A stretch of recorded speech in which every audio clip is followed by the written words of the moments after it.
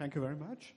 I think we have the benefit of having on this panel people not just from India, but people from outside India. So that really adds a lot of dimension and breadth to the discussions that we will be having on this panel.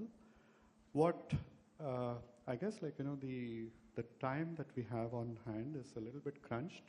However, what I would like to do is to try and get to this audience a perspective that is representative of the breadth that we have on this panel. So thank you very much, gentlemen. What I would like to do is to start with some discussion about what are the recent trends that one is seeing as to ethics and culture matters, and as it is relevant to organizations and how it impacts organizations. So, David, can we have some thoughts from you on that?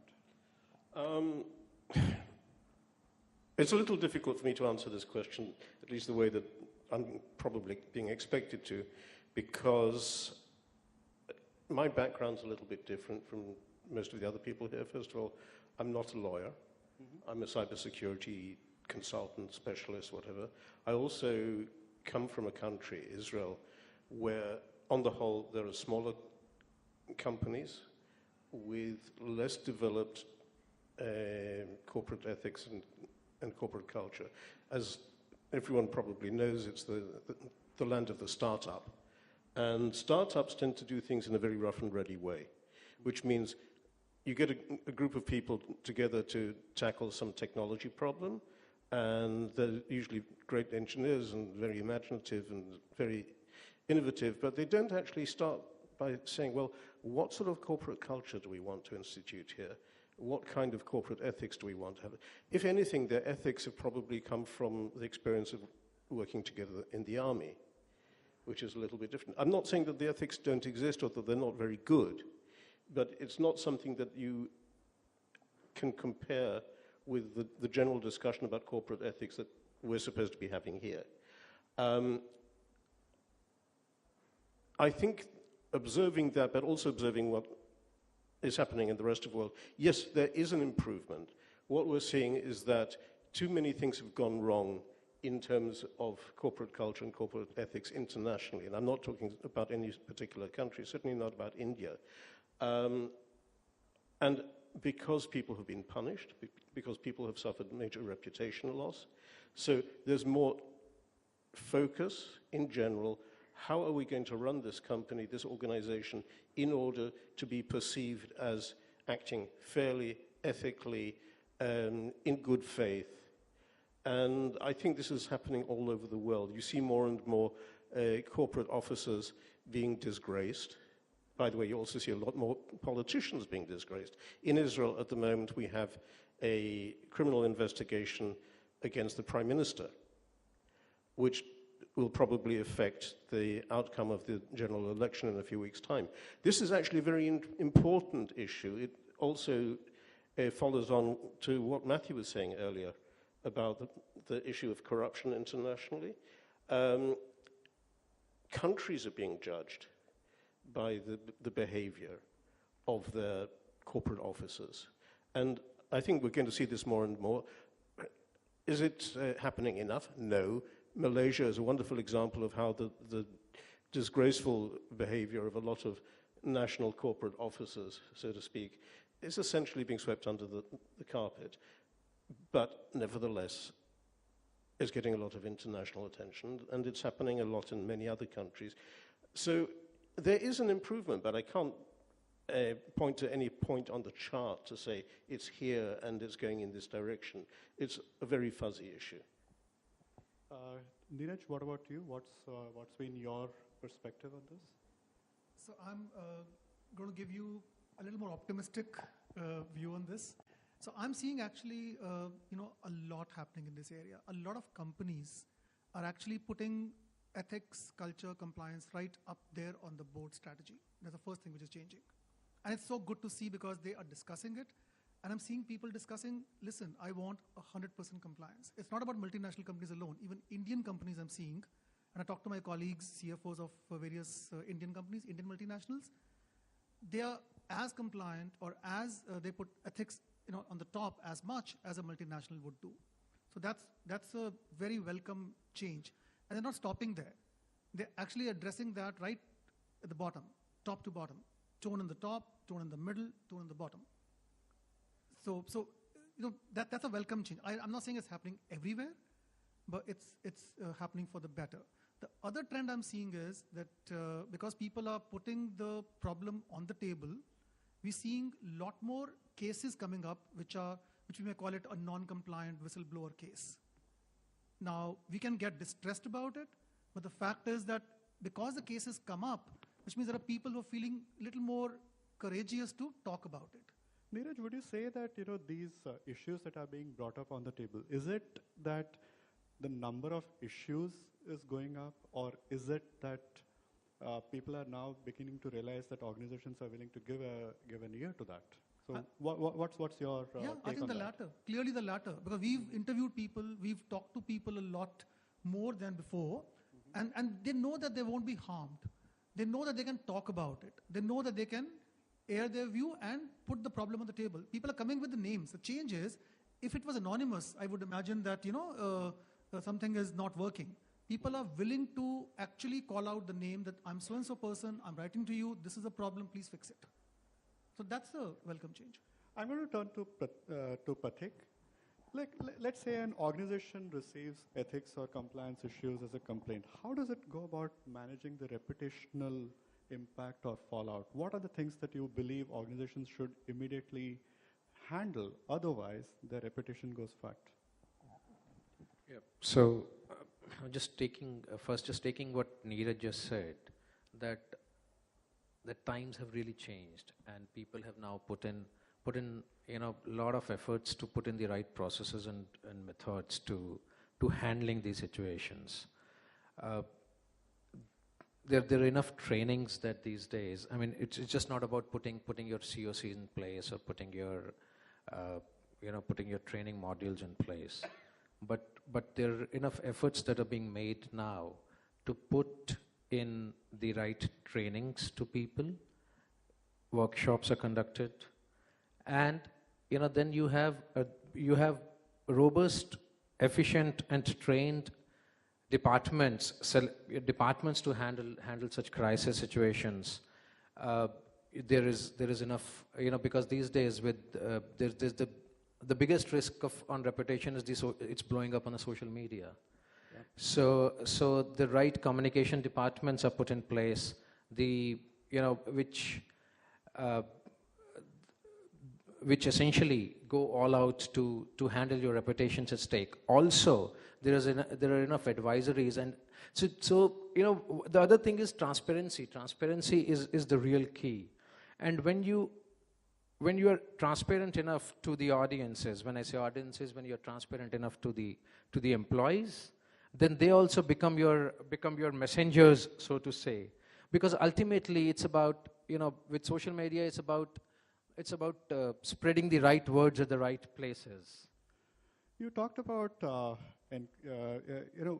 does what you say also go to say that you are also effectively communicating to people that there will be no retaliation if there is a complaint? No. So are you talking? So see, if you have the right whistleblower mechanisms in place, and where people, and people have enough confidence in those mechanisms. So of course you got to maintain those confidentialities that you have to. Yeah. But within those boundaries that are there and which are quite regulated under your COCs, if you really got to do your image corrections and your reputations, which means the matter is actually out. And that is when you need to do those reputation management. You touched upon an interesting point that, the social media, the catchphrase that caught my attention in more recently is this XYZ person was brutally trolled on the social media. I fail to understand what this means, brutally trolled. I mean, this social media, is it something that organizations have to really, really sit up and take note of? And what's been the experience of this panel in handling social media. I think I'd like a short comment from each of the panelists on this. Well, you know, there's a cynical saying that there's no such thing as bad publicity. But in fact, social media have completely changed that. Yeah. There's a great deal of bad publicity out there, coming both from your enemies, competitors and so on, but also from inside your own organization, because people are using social media for whistleblowing when it's not possible or convenient to do so through the normal channels. And unfortunately, there are lots of companies that don't have proper channels for whistleblowing or that retaliate in one form or another. I think that the world of social media has done a great deal of good, but it's not only good. It's very easy to create all sorts of, I don't want to say necessarily fake news, but malicious rumors, malicious genuine information, and people do get hurt. Is there a way to manage all of this? No.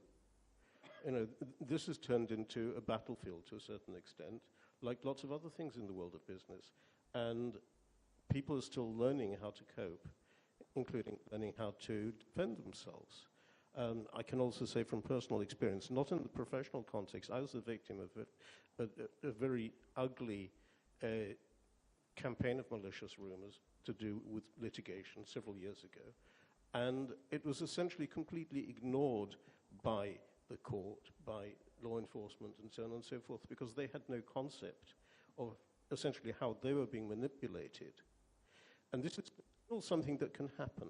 I'm not saying that my experience is particularly relevant to everyone else, but the truth is that it's easy for malicious stakeholders in whatever situation to manipulate the opinion of decision makers.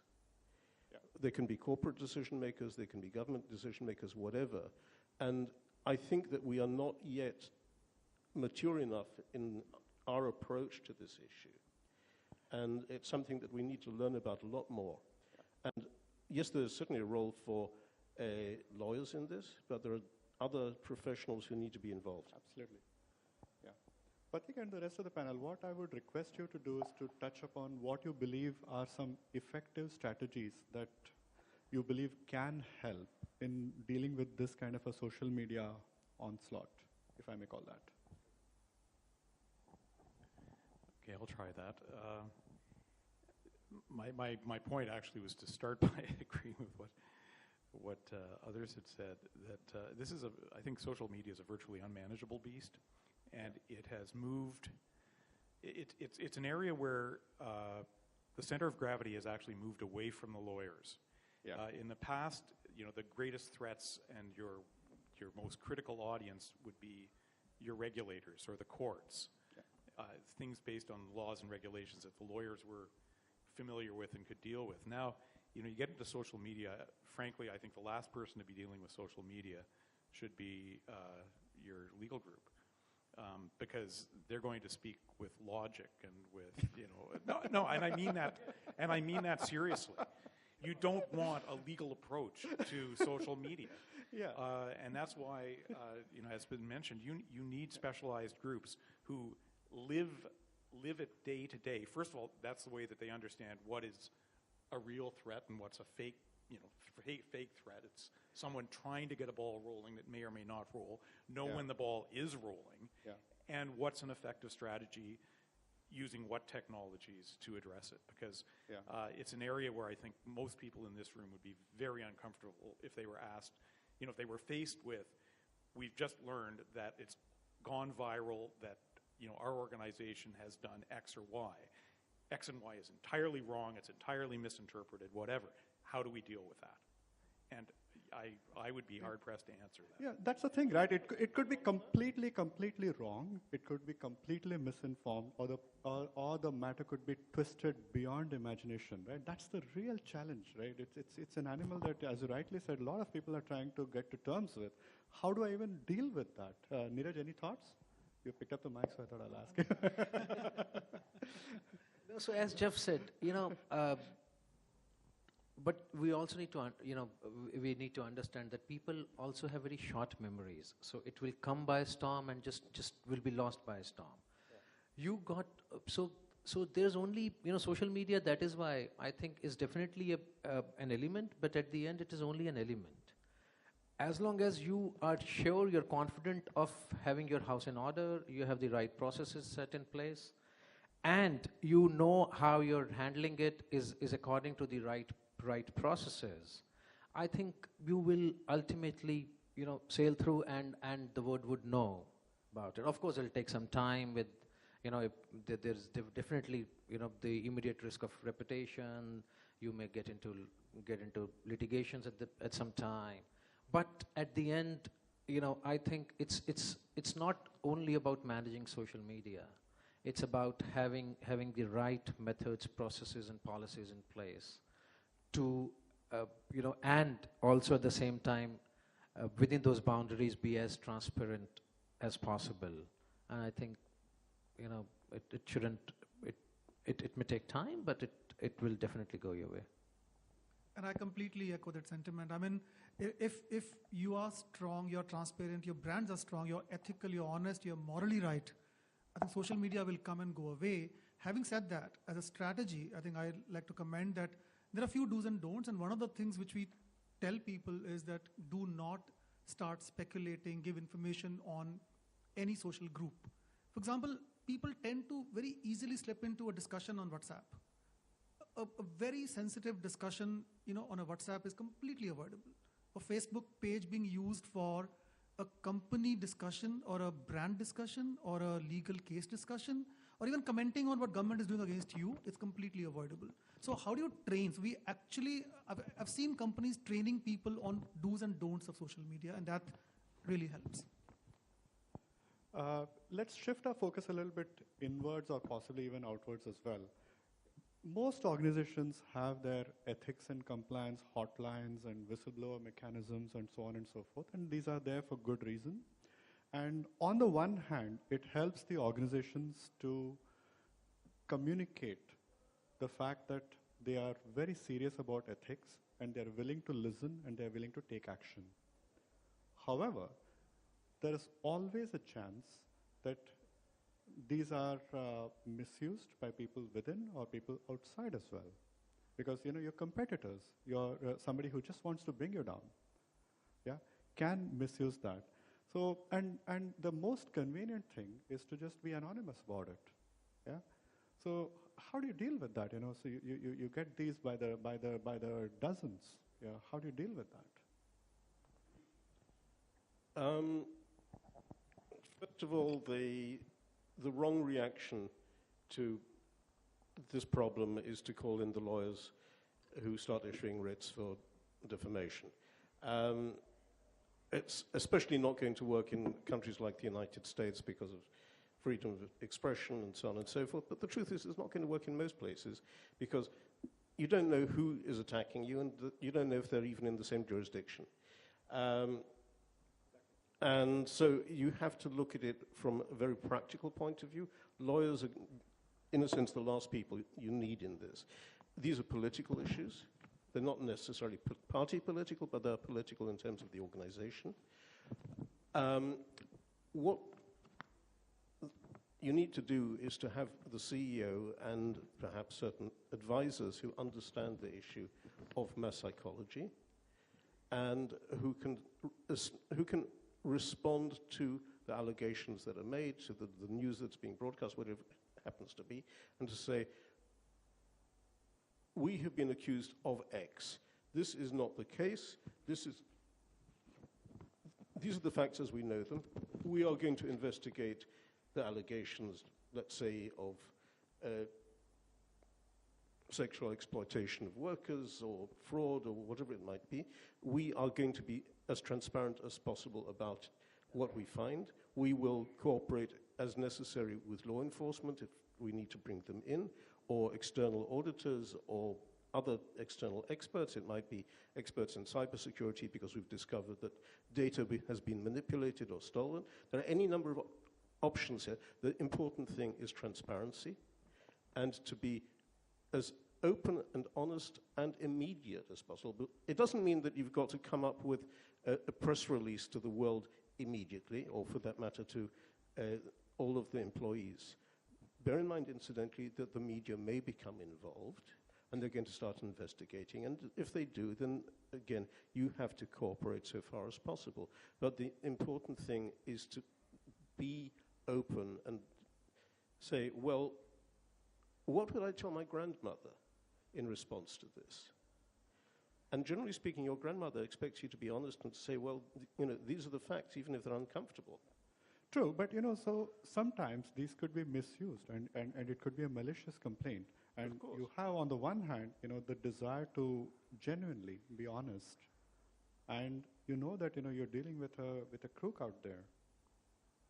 I agree. Look, I'm not saying that you should be open and honest about absolutely everything. You may have to say, we don't yet know the facts, or the facts as they are being discovered are ambiguous. We need to go through more investigation. We're not going to release every little bit of information as we discover it, because the picture is more complex. But we will do everything to make sure that the picture is clarified, and that if any unethical, illegal, whatever behavior is discovered, we will not hide it. Yeah. Thank you. I'm going to turn to Jeff. You see, in any company, the board of directors is ultimately responsible for everything that happens in a company, and including for the ethics and culture of the organization. But the board rarely gets to see all parts of the organization, especially the ones in the daily operations. So how do you think a board can get some accurate or any impression at all, of corporate culture of their company, and what tools can they use for that purpose? Well, you're pointing out the issue of lack of visibility to boards of a board culture, so that you have a board that's responsible, but they only see a very select number of people in a boardroom on a quarterly basis, and then they're shocked beyond belief when something goes terribly wrong in the organization. And how could they have fallen asleep, so to speak?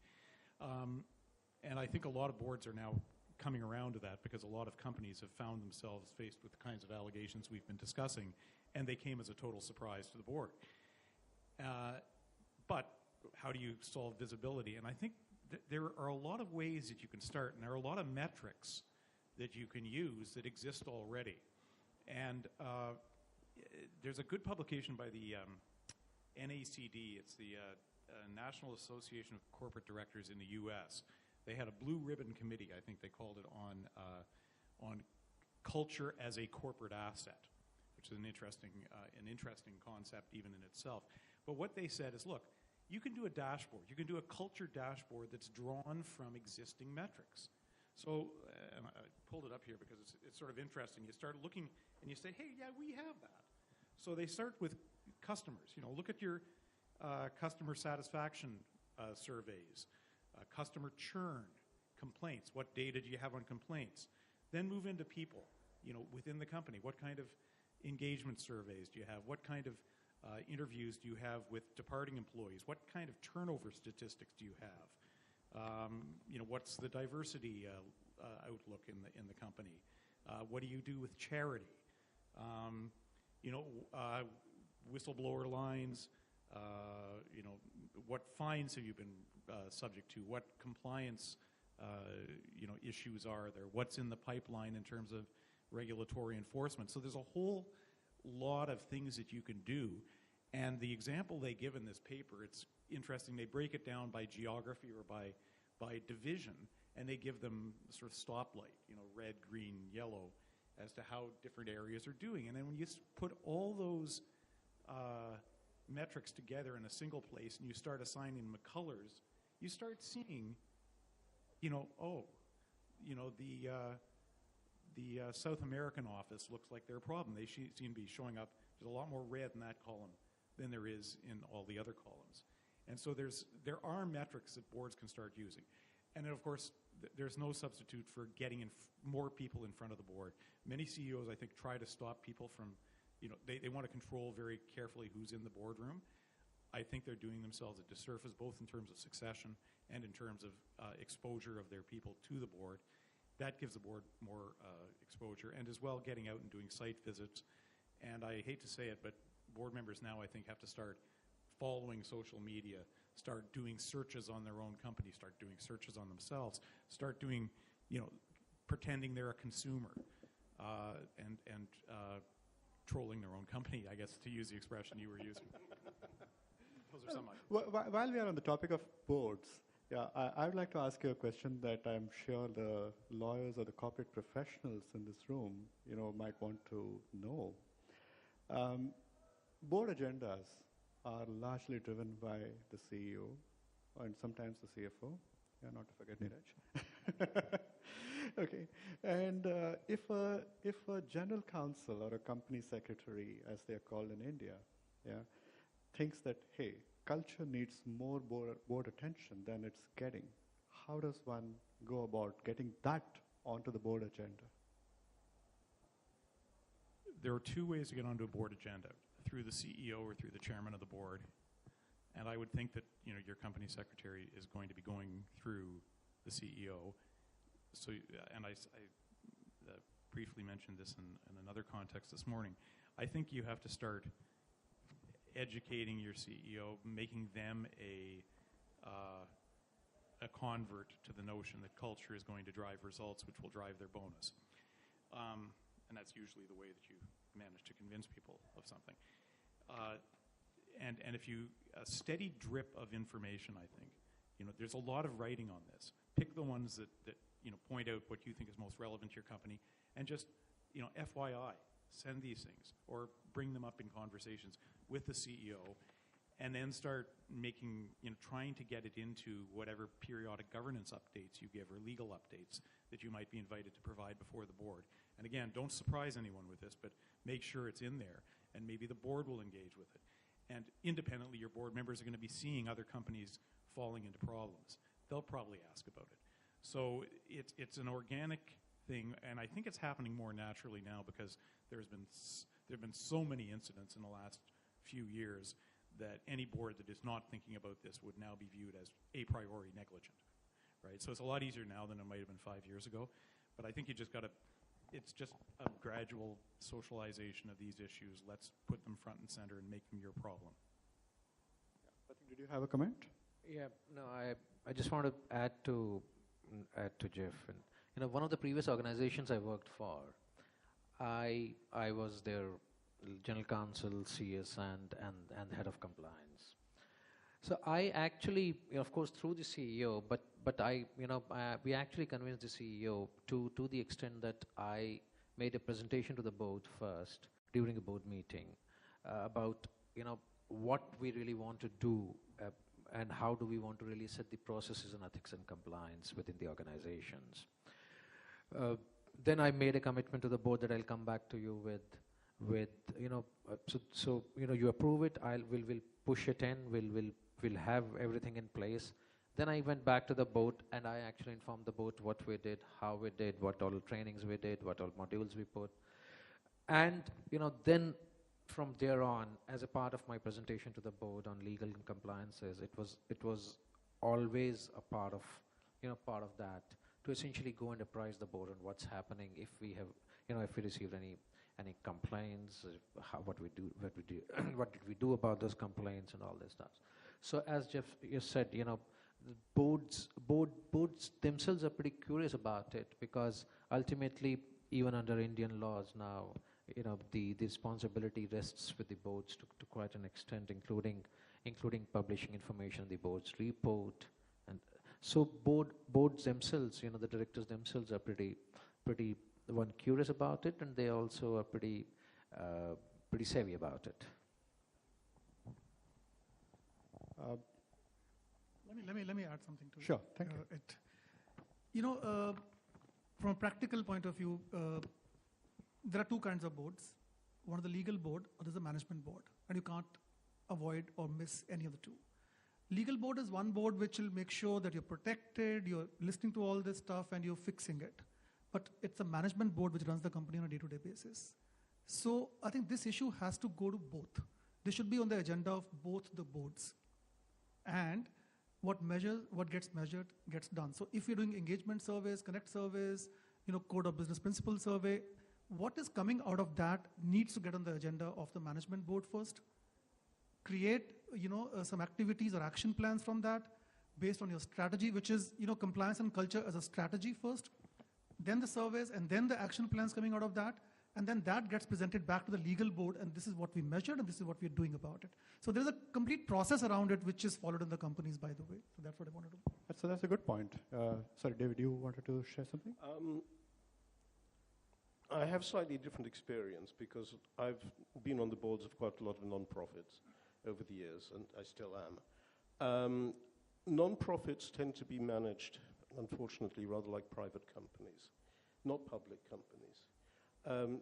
There's very close management culture where the CEO typically does as much as possible to run things according to his judgment and to use the board for support only as necessary, and even to the point of the board is being shut out of essential information and essential decision making.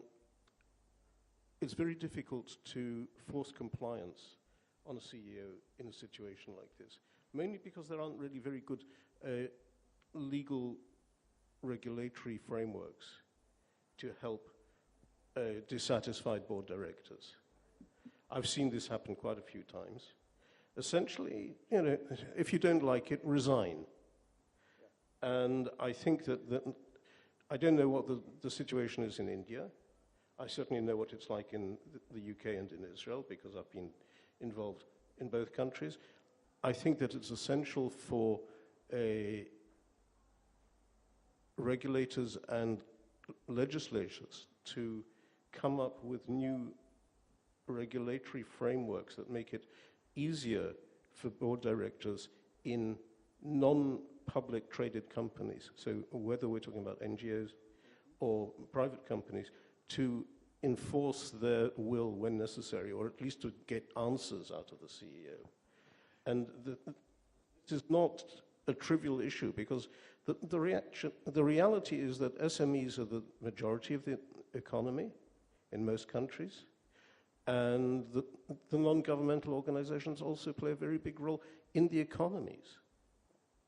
You asked about what's the position in India. What is happening in India is that about 5 or 6 years ago, the Companies Act, which is the governing legislation, was completely revamped.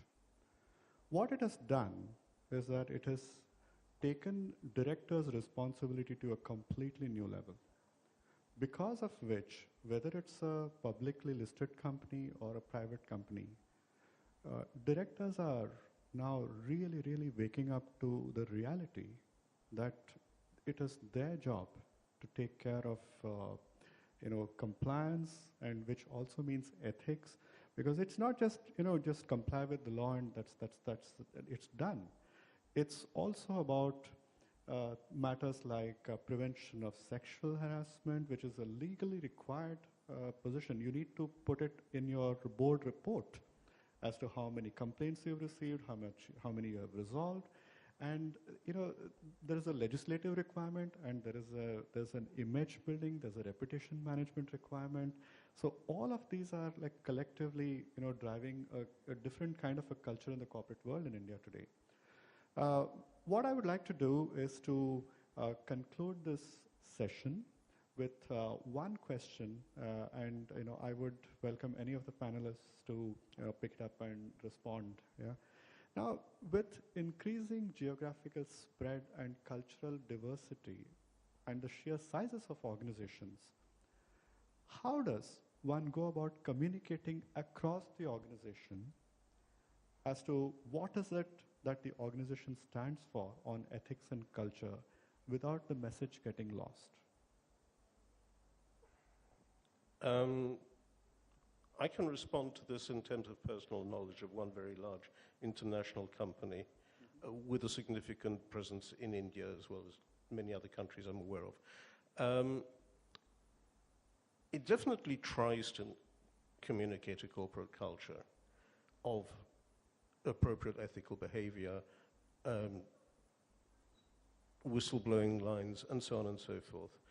Definitely it has a culture of stamping out sexual harassment. But at the same time, it's such a large and complex organization with a great deal of autonomy in each national organization. And cultural differences as well. And very much cultural differences. It's very difficult to make these things happen. Yeah. And one of the problems that we face, I think, in the modern economy is that it's large, diverse, multicultural organizations that haven't quite worked out how to solve these problems. You've also got completely different national laws applying in the different countries involved, which incidentally also impinge on things like employment rights. It's a very important issue culturally and ethically, because the way that a company treats its employees, including the threat of unemployment and so on and so forth, if the rules are different in every country, and in the company I'm thinking of in particular, the rules are very different in every company, you've got a mess.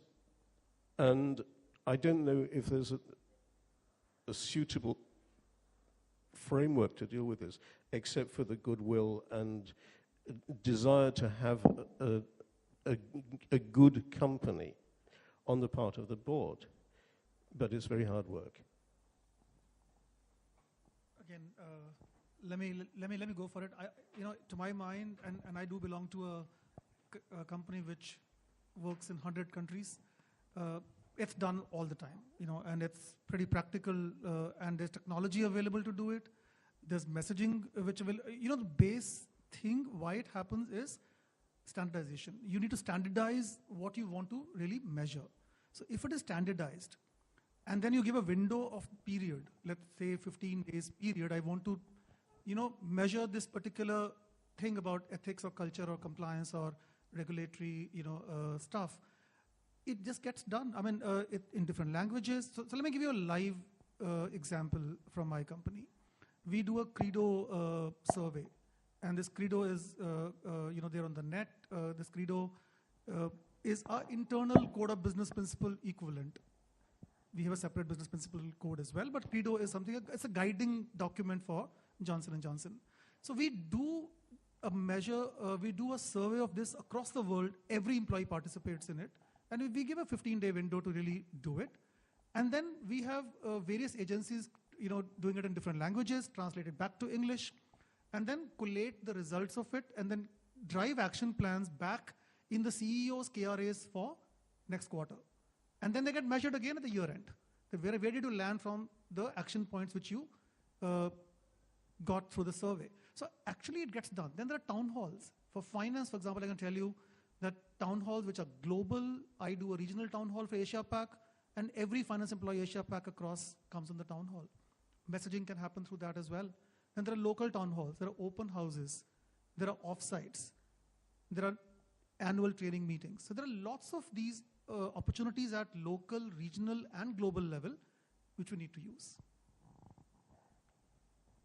Yeah, go ahead. I think Niraj just gave you, sort of textbook example of how to do it. My only addition was that, if you have an underlying appreciation that everyone realizes that the most important thing to this organization is its long-term sustainability, meaning its reputation. Reputation may mean different things in different places, but everybody understands that if we do something like this, it will ruin our reputation here.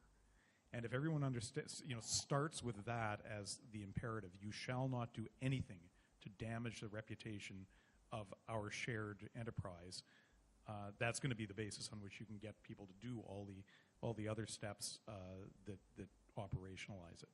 Absolutely. Yeah, so pretty much, what the other panelists said. The key, of course, is to just keep hitting, keep going back at them, keep one is of course standardizing.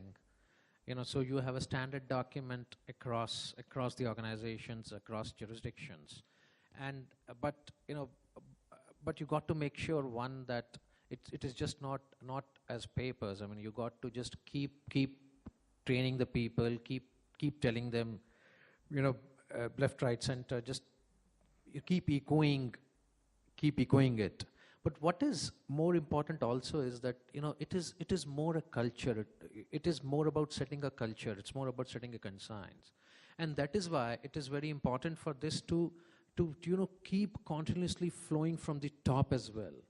Absolutely. Yeah. So more such statements, more such releases from the top, from the senior management, from board, from the international board, global boards. That's going to make that much impact. And of course, these days some organizations even have started to measure your performances based on the compliances with these policies and codes.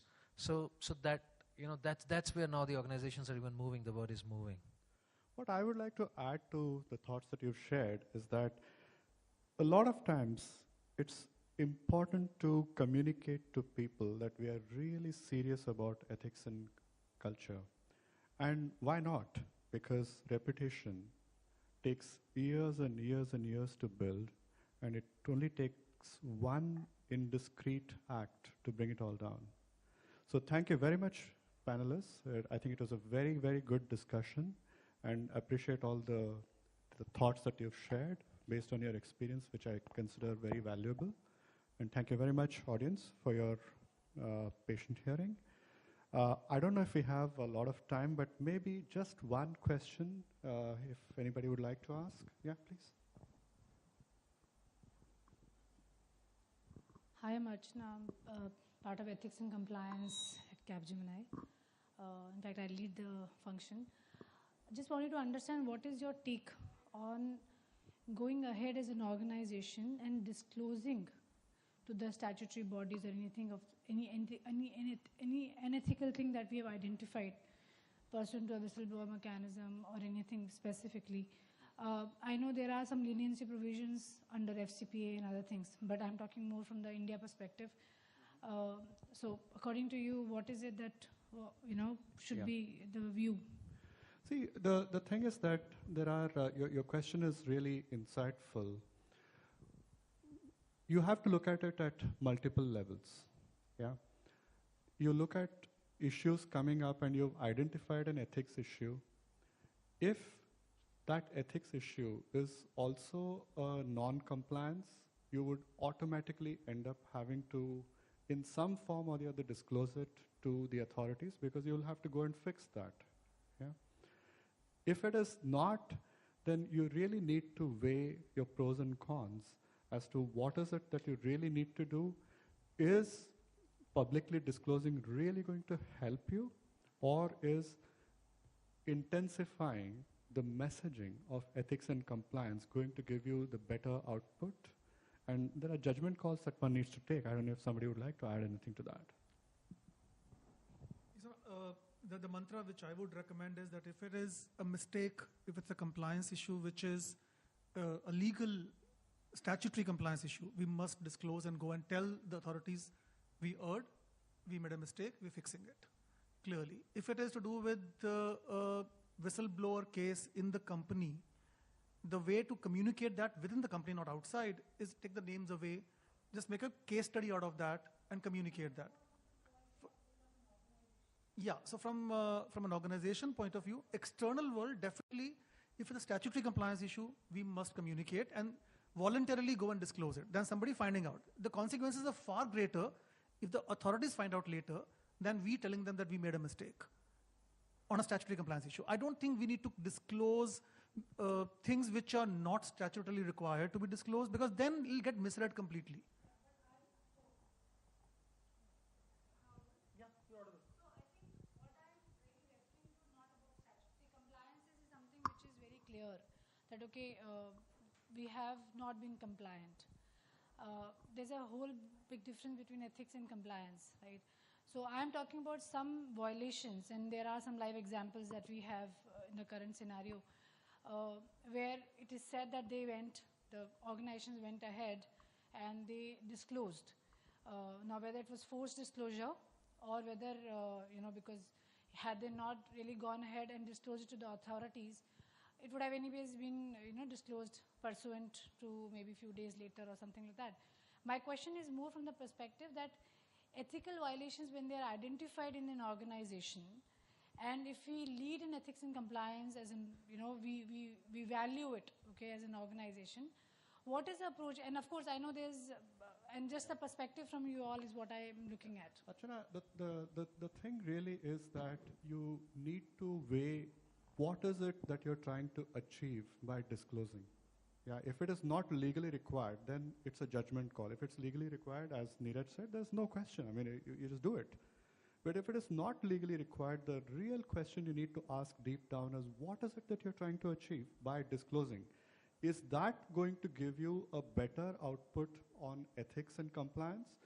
What if you do that, it becomes a social media storm and brings the organization down? What are you going to do with that? Right? So that may not necessarily help you. Whereas, as Neeraj said, you take it up as an example, maybe not take names, but communicate to the organization, within the organization, that this sort of a behavior is just not tolerated and we take serious action.